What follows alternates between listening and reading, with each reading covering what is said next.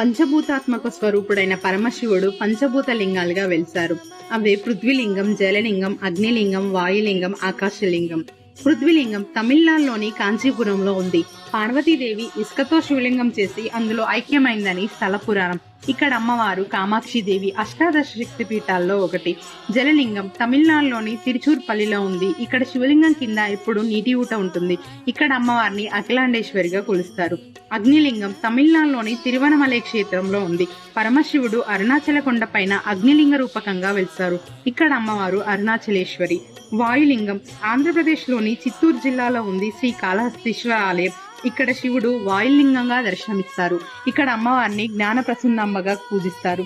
ఆకాశలింగం తమిళనాడులోని చిదంబర క్షేత్రంలో ఉంది. ఆకాశం వల్లే శూన్యంగా కనిపిస్తుంది, లింగ దర్శనం ఉండదు. అందుకే చిదంబర రహస్యం అంటారు. ఇక్కడ నటరాజస్వామి, శివకామ సుందరి అమ్మవార్లు ఉంటారు.